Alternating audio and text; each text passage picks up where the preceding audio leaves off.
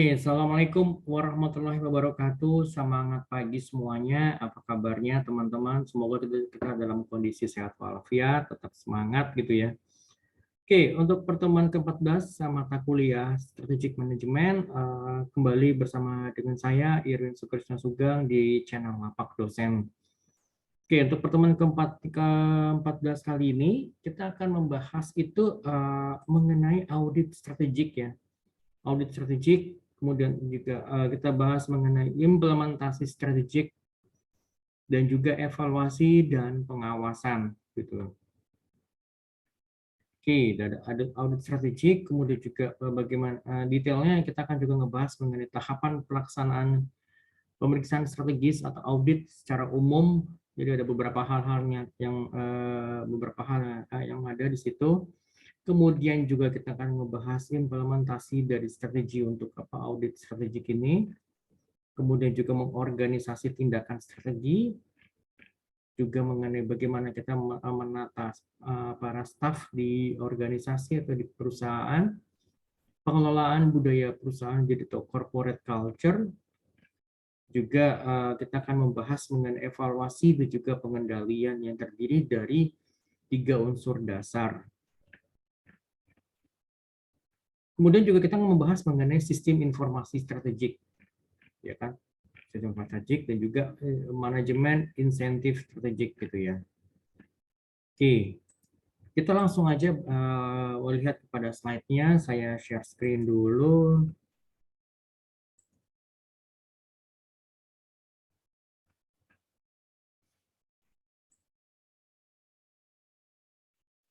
Audit strategik, implementasi strategik, dan juga evaluasi beserta dengan pengawasannya. Audit strategik ini merupakan bagian akhir dari proses manajemen strategik, ya kan? Yang merupakan adalah proses evaluasi strategi atau audit manajemen. Komponen ini jadi memberikan feedback atau umpan balik kepada para decision maker, pengambilan keputusan di organisasi, mengenai apakah semua rencana kerja itu dapat diimplementasikan sesuai dengan rencana yang telah disusun sebelumnya, atau mungkin ada perlu adanya perbaikan, atau perlu adanya revisi, atau perlu adanya adjustment dari rencana yang sudah sudah ditetapkan sebelumnya gitu loh. Penekanan dari audit manajemen itu adalah pada proses manajemennya, khususnya pada prosedur perencanaan, organizing, organisasi, dan juga pengendalian aktivitas yang dipilih untuk diaudit gitu ya. Kemudian tahapan-tahapan pelaksanaan pemeriksaan strategi atau audit pada umumnya meliputi beberapa hal-hal berikut ini. Jadi mulai dari, sebentar ini saya coba gedein dulu, usulan dan pengenalan. Jadi sebelum tahapan audit dilakukan, jadi para auditor dan manajemen perusahaan itu sebaiknya dipertemukan terlebih dahulu. Jadi kedua belah pihak ini harus bertemu. Jadi untuk apa gunanya? Untuk menciptakan hubungan yang baik. Jadi tentunya pasti harus ada hubungan yang baik antara kedua belah pihak gitu kan ya. Ya juga pasti supaya komunikasinya lebih lancar dan juga jadi auditor juga bisa mengetahui apa sih sebenarnya yang diinginkan oleh pihak manajemen perusahaan gitu. Jadi dalam kesempatan ini auditor dapat mengetahui tujuan perusahaan secara keseluruhan untuk menilai setiap aktivitas unit ataupun fungsi dalam organisasi perusahaan. Selain itu juga auditor harus mendapatkan dan menelaah informasi lain seperti aktivitas yang dilakukan oleh perusahaan itu seperti apa detailnya, kemudian tipe-tipe pengendalian yang diimplementasikan gitu kan ya di perusahaan, dan juga struktur organisasi dan juga posisi unit organisasi dalam dalam perusahaan secara overall gitu ya. Fase ini dapat dimanfaatkan untuk mengidentifikasi potensi-potensi masalah yang mungkin ada nantinya gitu. Lalu yang kedua itu kita bicara mengenai survei pendahuluan. Jadi pasti ada preliminary survey gitu ya. Di tahap ini auditor melakukan penilaian pendahuluan terhadap aktivitas yang akan dinilai. Jadi hasil itu adalah berupa informasi mengenai fungsi perusahaan, fungsional perusahaan untuk memonitor kinerja perusahaan. Jadi tujuan utama dari tahapan ini adalah untuk memperoleh pandangan umum mengenai fungsional perusahaan dan juga operasinya, serta beberapa petunjuk dari aktivitas khusus yang dapat menjamin dilakukannya penelaahan yang detail selama tahapan audit gitu. Lalu yang ketiga, penelaahan secara lebih rinci. Jadi setelah aktivitas fungsional yang akan diaudit itu diidentifikasi, jadi selanjutnya ditentukan kriteria kinerjanya gitu loh. Puncak dari tahapan ini adalah untuk merumuskan dan mendesain program kerja yang lebih rinci untuk audit yang lebih mendalam. Program kerja tersebut termasuk menentukan teknik audit khusus yang akan dipakai. Kemudian next, pengujian secara mendetail. Jadi pada tahap ini akan ditentukan kemuktahiran, jadi sifat yang sifatnya up to date, kelengkapan dan juga akurasi data, jadi data accurate, dan kelengkapannya juga kemuktahiran, jadi apakah data ini data yang paling akhir, yang paling up to date, atau masih ada data, ada revisi lagi, atau mungkin ini data yang mungkin yang masih belum up to date, masih versi-versi yang sebelumnya, itu yang perlu kita ketahui gitu kan. Jadi tujuan secara keseluruhan adalah mengidentifikasi area yang akan menjamin perhatian manajemen. Pengujian audit yang lebih rinci dapat diarahkan terhadap misalnya sasaran dan tujuan dalam anggaran yang sudah diotorisasi, informasi yang ada bagi manajemen yang telah dapat dimanfaatkan, dan juga aktivitas operasional mencapai hasil yang diharapkan gitu. Lalu yang kelima, pengembangan dan penelaahan semua temuan audit. Jadi dalam menilai kinerja operasional, pertama-tama yang perlu dilakukan itu adalah mendefinisikan standar operasional atau kriteria penilaian.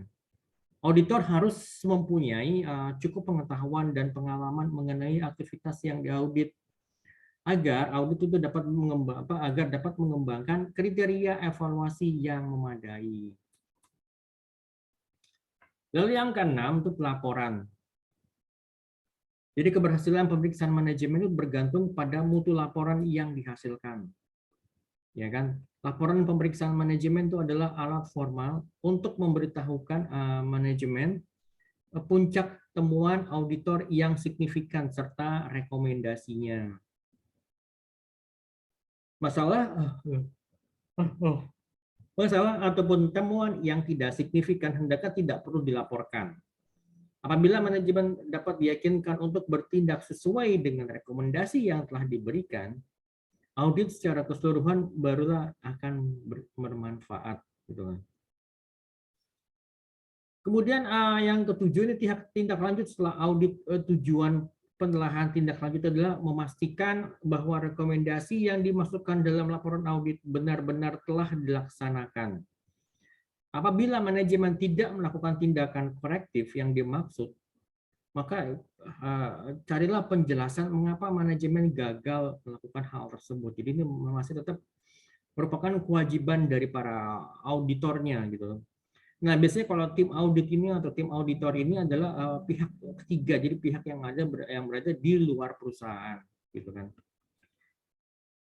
Ya, apabila memang ingin mendapatkan hasil yang benar-benar objektif ya. Jadi walaupun juga sebenarnya ada internal auditor, tetap aja masih tetap bisa dipengaruhi oleh beberapa pihak gitu kan.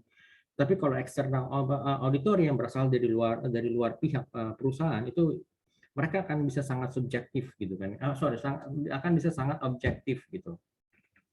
Oke, sekarang kita bicara mengenai implementasi strategi.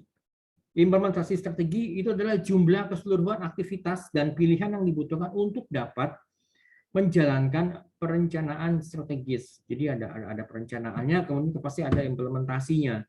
Nah, implementasi strategis ini merupakan proses di mana beberapa strategi dan kebijakan diubah menjadi tindakan melalui pengembangan program, anggaran, dan juga prosedur. Jadi ada 3 ya, pengembangan program, kemudian juga anggaran, dan juga prosedur. Walaupun implementasi biasanya baru dipertimbangkan setelah strategi dirumuskan, akan tetapi implementasi merupakan kunci sukses dari manajemen strategik gitu. Jadi walaupun kita tuh punya rencana yang sangat bagus gitu, rencana yang sangat sophisticated, detail, Tetapi kalau implementasinya itu kedodoran ya sayang banget. Justru malah kita adalah implementasinya, jadi kan implementasi untuk menjalankan perencanaan strategis, ya kan? Implementasi yang merupakan bagian dari proses di mana beberapa strategi itu dan kebijakan berubah menjadi tindakan. Jadi melalui apa? Melalui pengembangan, melalui program, anggaran, dan juga prosedur. Gitu. Oke, next. Kita lanjut mengorganisasi tindakan strategi.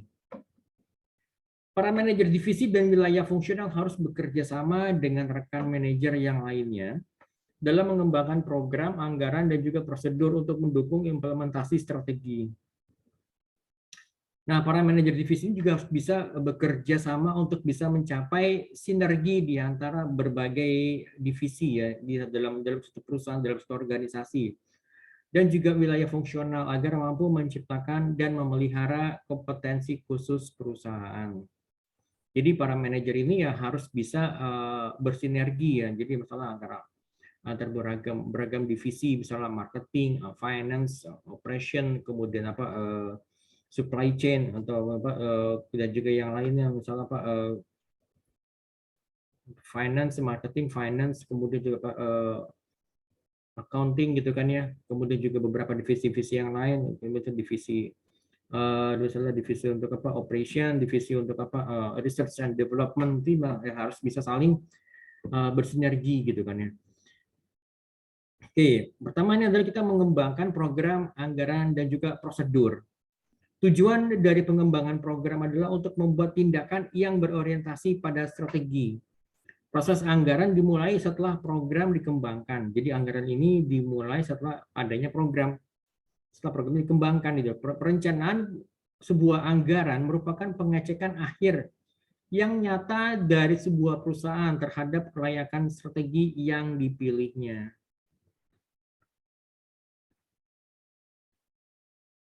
Oke, next. So, bagaimana kita bisa mencapai sinergi gitu kan? Akuisisi atau pengembangan dengan penambahan lini produk produk baterai dijadikan alasan untuk mendapatkan keunggulan dalam bidang fungsional tertentu dalam sebuah perusahaan.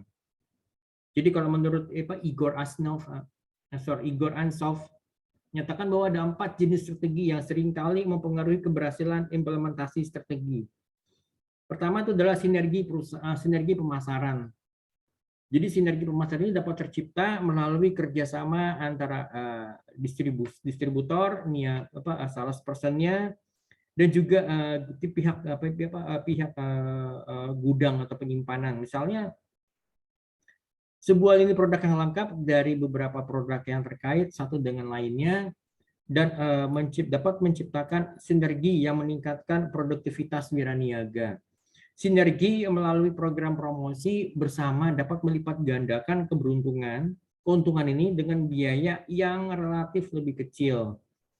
Lalu yang kedua, sinergi operasional.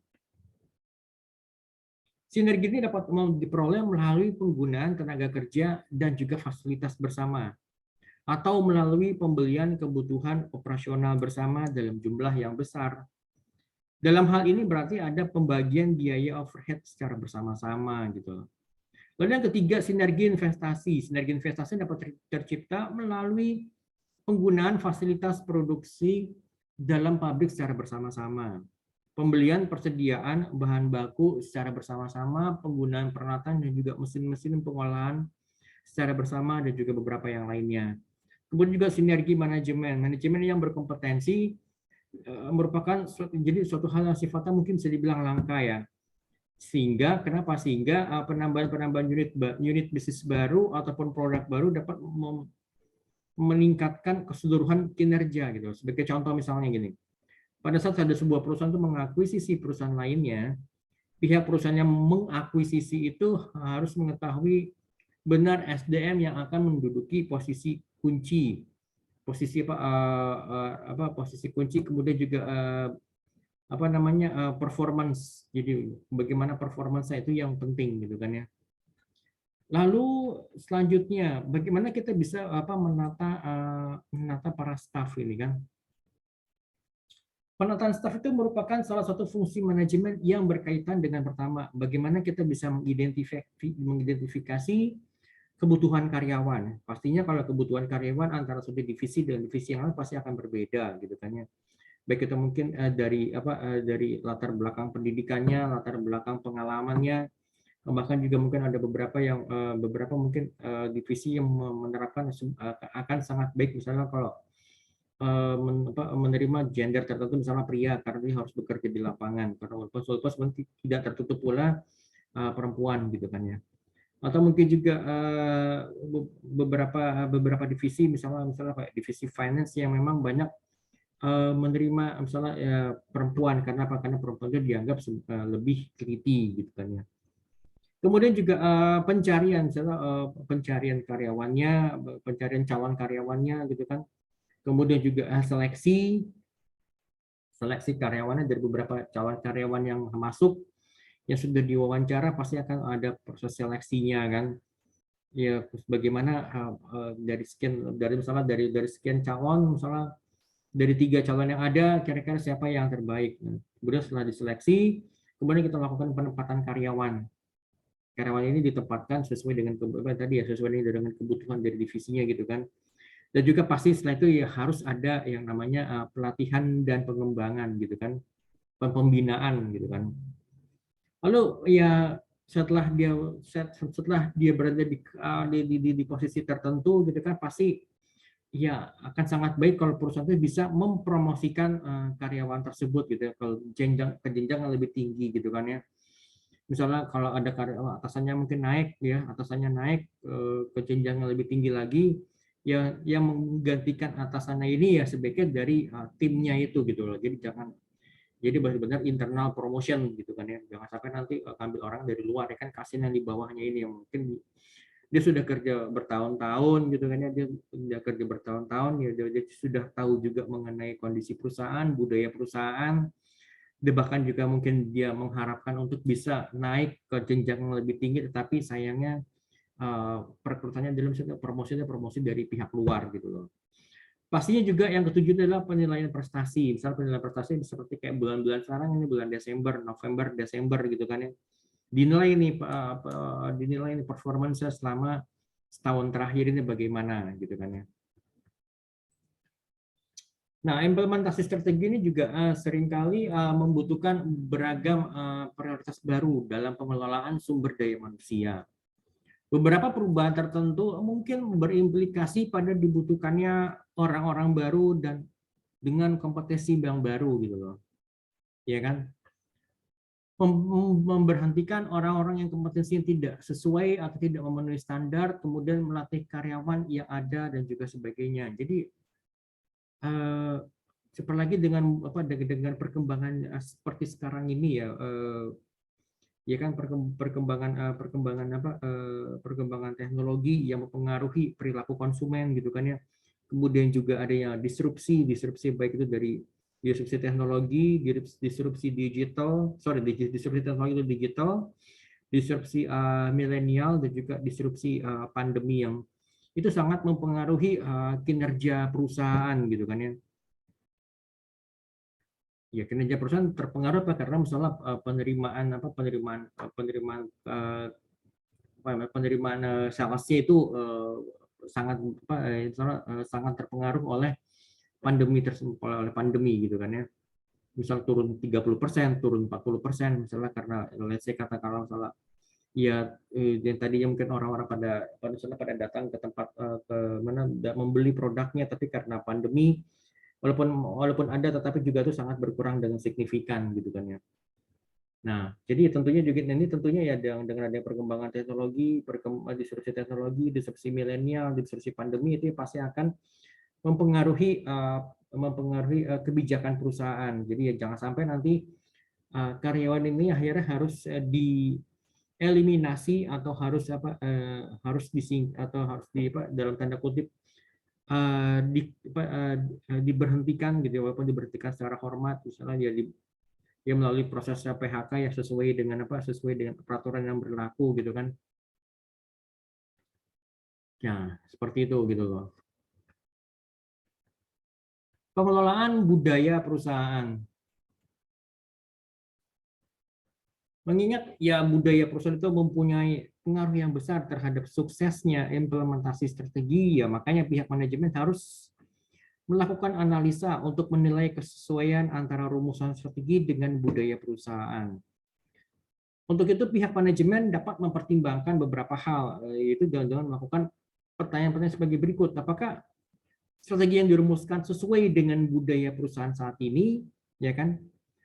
Kalau memang jawabannya iya, maka mulailah dengan segera, ya oke, jalanin aja gitu kan. Gabungkanlah perubahan organisasi dengan budaya perusahaan dengan mengidentifikasi bagaimana strategi tersebut akan dapat mencapai misi yang telah ditetapkan sebelumnya dengan lebih baik daripada strategi yang sudah dibandingkan dengan strategi yang telah dijalankan sebelum-sebelumnya gitu kan.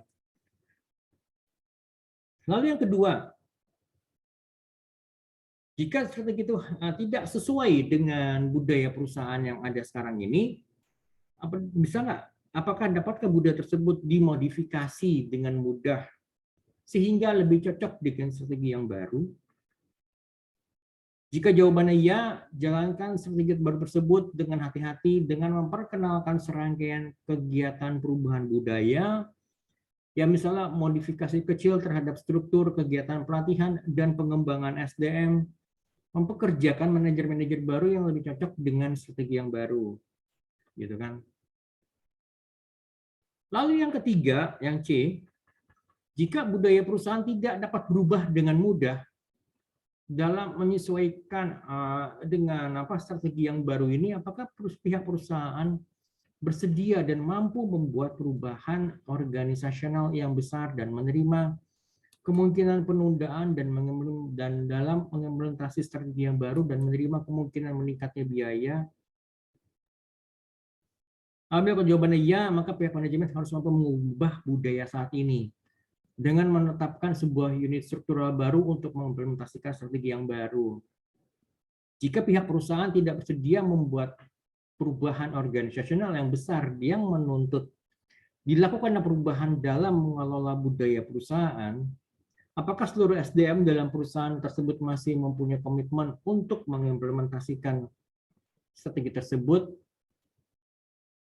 Jika jawabannya ya, carilah partner yang partner kerja dalam usaha patungan untuk atau mengontrakkan strategi tersebut untuk supaya kita bisa mengimplementasikannya gitu loh. Jika jawabannya tidak, maka rumuskanlah strategi yang lainnya. Kira-kira apa budaya perusahaan? Misalnya budaya perusahaan kalau misalnya dengan kondisi seperti sekarang ya misalnya ya masuk ya katakanlah misalnya kalau kerja tuh ya harus datang ke kantor gitu kan ya. Ya kerja meeting tuh harus tatap muka gitu kan ya. Ya dengan adanya pandemi, dengan adanya perkembangan teknologi, akhirnya kita dipaksa untuk merubah budaya tersebut gitu. Bayangkan kalau misalkan kalau tadi misalnya kalau datang absen di kantor itu misalnya jam 7.30 karena masuk ke jam 8 atau mungkin jam 7.40. Dan bayangkan kalau misalkan kita WFH atau working from home, bagaimana kita bisa mengabsennya gitu loh.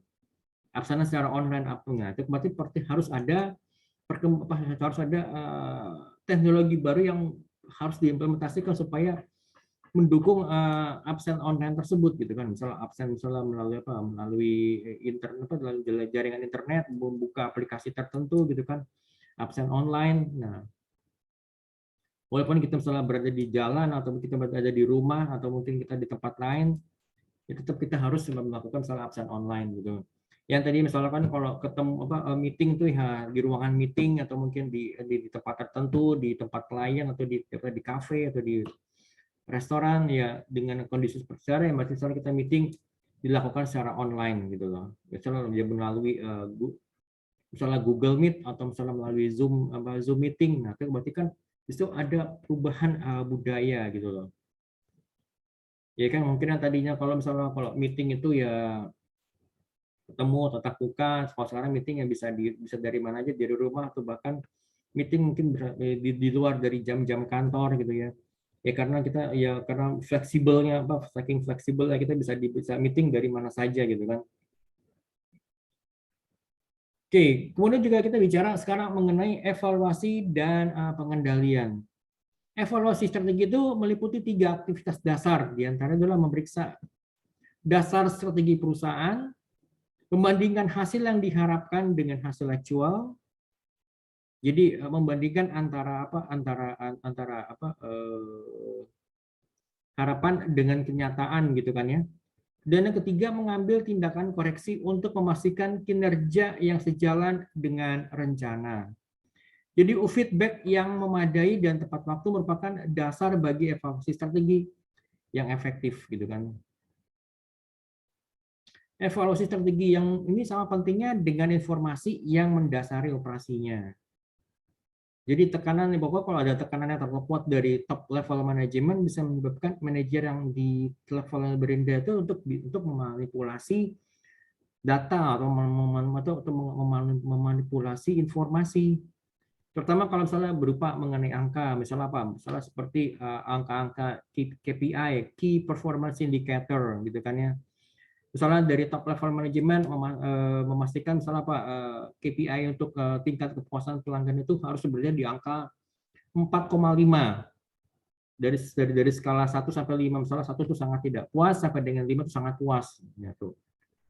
Ya kan? Berarti kan 4,5 itu kan udah berada di level puas dan sangat puas gitu kan, berarti. Dan sedangkan misalnya kondisi yang sebenarnya atau kenyataannya itu banyak misalnya konsumen yang mengeluhkan ya, jadi akhirnya pada saat diukur KPI untuk tingkat kepuasan pelanggan secara keseluruhan ya nilainya mungkin masih di bawah 4 gitu, misalnya 3,7, 3,8. Nah, itu kan berarti kan itu ada gap antara harapan dan kenyataan gitu. Jadi jangan sampai nanti akhirnya misalnya dari divisi marketing atau dari divisi salesnya misalnya memanipulasi data-data akhirnya gitu kan. Dari 3,8 dimanipulasi misalnya apa menjadi 4,3 gitu kan, atau misalnya dimanipulasi menjadi 4,5 bahkan gitu kan ya. Jadi ya hal-hal seperti itu yang harus dihindari gitu kan ya. Ya walaupun dari top level manajemen itu memberikan push atau tekanan kepada tim yang dia ada di bawah, tetapi mereka juga harus bisa menerima kenyataan gitu kan ya. Ya mereka juga harus, ya top level manajemen juga harus bisa melihat bahwa tim di bawahnya itu ya jadi tim di bawah itu mereka sudah benar-benar bekerja keras untuk bisa mewujudkan KPI untuk tingkat kepuasan pelanggan itu yang berada di angka 4,5, tetapi ya mungkin dengan ya mereka juga harus melihat dengan kondisi seperti ya kondisi saat ini gitu kan ya, kondisi pandemi, kemudian juga dengan jumlah karyawan yang mungkin berkurang ya, jumlah karyawan berkurang karena efisiensi atau mungkin juga karena banyak dari mereka mungkin yang mengajukan pensiun dini ya, akhirnya dari karyawan yang melayani konsumen itu ya jumlahnya semakin sedikit, kalaupun juga ditambahkan dari karyawan baru atau mungkin karyawan dari tempat lain tapi mereka belum memiliki pengalaman yang mumpuni, akhirnya konsumen ini nih teriak alias komplain gitu kan ya. Nah, seperti itu. Jadi ada 4 jenis dasar pengendalian strategi. Di antaranya adalah yang pertama, pengendalian premis, yang kedua adalah pengamatan strategi usaha manajemen, kemudian pengendalian berupa peringatan khusus, ya kan? Yang keempat, pengendalian atas implementasi usaha manajemen. Oke, sekarang kita coba lihat satu persatu. Yang pertama, pengendalian premis. Jadi setiap strategi itu didasari pada perencanaan atau atas premis tertentu, yaitu asumsi atau prediksi. Jadi pastinya ya kita sudah menentukan apa yang menjadi asumsi-asumsinya atau prediksi-prediksinya. Jadi proses manajemen dari pemeriksaan secara sistematis dan terus-menerus untuk menentukan apakah pemikiran yang menjadi dasar strategi masih berlaku atau tidak, gitu kan. Perencanaan pemikiran terutama berkaitan dengan faktor lingkungan dan industri. Jadi kita harus melihat juga kan bagaimana kondisi di lapangan, kondisi di lingkungan. Bagaimana dengan tingkat growth di industri kita itu seperti apa? Apakah kita below average atau above average atau memang tepat atau berada di level rata-rata gitu loh. Lalu yang kedua, pengamatan strategi usaha manajemen untuk memantau secara luas beragam peristiwa di dalam dan lebih sering juga di luar perusahaan yang mungkin seringkali mempengaruhi pelaksanaan strategi di masa yang akan datang. Gitu. Oke, yang ketiga, pengendalian berupa peringatan khusus tindakan-tindakan manajemen yang dilakukan secara teliti dan umumnya juga sangat cepat gitu ya. Supaya apa? Supaya untuk bisa kita memikirkan kembali strategi perusahaan karena adanya peristiwa mendadak dan tidak diharapkan. Nah, apalagi misalkan dengan contoh seperti kayak pandemi di awal-awal tahun 2020 ya, di awal-awal pandemi pada saat itu bagaimana bagaimana perusahaan itu bisa dibilang banyak industri yang terkaget-kaget kan, yang tidak pernah mengira sebelumnya gitu kan, bahwa di tahun 2020 akan terjadi pandemi yang merebak di seluruh dunia gitu kan. Oke, kemudian di nomor 4, pengendalian atas implementasi usaha manajemen yang dirancang untuk menilai apakah keseluruhan strategi harus dirubah dengan mempertimbangkan hasil-hasil yang berkaitan dengan tindakan-tindakan tambahan dalam keseluruhan strategi. Hal yang biasanya berkaitan dengan tujuan khusus strategi atau proyek dengan pemeriksaan peristiwa-peristiwa yang penting yang ditentukan sebelumnya. Ini menurut Pierce and Robinson di tahun 2008. Oke, next. Sistem informasi strategik. Sistem informasi strategik merupakan sistem informasi yang untuk keunggulan kompetensi yang merupakan perkembangan dari fungsi sistem informasi secara umum, yaitu untuk menciptakan efisiensi dan efektivitas dalam pengambilan keputusan. Ya kan, pada saat top level manajemen ingin mengambil keputusan, mereka harus memiliki dasar informasi yang kuat gitu kan ya, yang kuat, tepat dan juga akurat gitu kan. Sistem informasi strategik ini yang berbasis komputer ataupun manual, formal ataupun informal, dapat melakukan fungsi dengan memberikan layanan informasi yang dibutuhkan oleh top level manajemen dan manajemen puncak. Salah satu alasannya itu adalah bangkrutnya International Harvester, itu adalah ketidakmampuan manajemen puncak untuk menentukan dengan tepat pendapatan yang diterima dari produk-produk sejenis dalam kelompok utama produknya, jadi dalam industri boneka ya. Sebaliknya, salah satu kunci sukses dari Toys R Us itu adalah kemampuan pihak manajemen untuk menggunakan kecanggihan sistem informasi perusahaan untuk mengontrol keputusan perusahaan. Jadi berbeda dengan Toys R Us. Jadi perusahaan ini dapat memanfaatkan kecanggihan information system yang digunakan misalnya untuk apa, supaya top level manajemen itu bisa mengambil keputusan dengan cepat dan tepat gitu kan ya. Oke, next. Kecil ya tulisannya, sebentar saya pergi dulu. Beberapa penerapan sistem informasi strategik di antara adalah model tekanan potensi, model kekuatan tawar-menawar dan auto bargaining dan juga efisiensi kompetensi, model dari value chain antara rantai nilai, yang keempat adalah 5 tahapan Porter dan Miller, yang kelima itu adalah model Keane, kemudian adalah model rekayasa ulang, jadi rekayasa ulang untuk proses di internal ataupun eksternal, kemudian juga model manfaat dan juga model siklus sumber daya konsumen. Kemudian di sini kita bahas lagi adalah untuk manajemen insentif strategik. Di sini banyak perusahaan yang mengembangkan berbagai jenis insentif bagi para eksekutifnya, mulai dari pemberian saham sampai kepada bonus, ya. Karena tapi terdapat adanya kecenderungan dalam pembayaran kompensasi di eksekutif di Amerika itu pada evaluasi dan penghargaan jangka panjang gitu ya. Jadi misalnya jangka panjang, misalnya ya katakanlah misalnya eksekutif mungkin yang sudah yang sudah lama kerja di kantor di perusahaan, mereka mendapatkan insentif tertentu gitu kan ya. Oke. Ada 3 pendekatan ini, jadi didesain untuk membantu mendapatkan kesesuaian antara pengukuran penghargaan yang diberikan dengan sasaran strategi yang jelas dan kerangka waktu yang tepat sebagai berikut. Jadi metode faktor tertimbang. Kemudian juga metode evaluasi jangka panjang, metode dana strategis, gitu kan ya. Oke, kita lihat satu persatu. Metode faktor tertimbang. Metode ini sangat sesuai, khususnya pada pengukuran dan pemberian penghargaan terhadap kinerja para manajer puncak untuk unit bisnis strategik dan juga unit bisnis tingkat kelompok eksekutif ketika faktor kinerjanya itu yang diukur dan kepentingan tiap faktor itu berbeda dari satu bisnis unit dengan bisnis unit yang lainnya. Lalu yang kedua, metode evaluasi jangka panjang.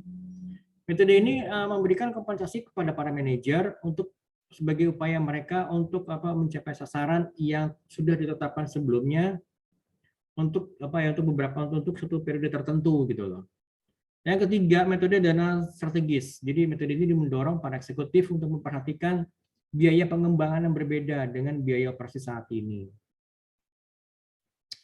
Oke, demikian penjelasan dari saya untuk pertemuan ke-14 kali ini. Kalau misalkan dari teman-teman ada yang mau ditanyakan atau ada didiskusikan, silakan japri ke saya atau mungkin bisa juga diungkapkan di grup, silakan. Sekian dari saya, teman-teman. Terima kasih banyak. Assalamualaikum warahmatullahi wabarakatuh.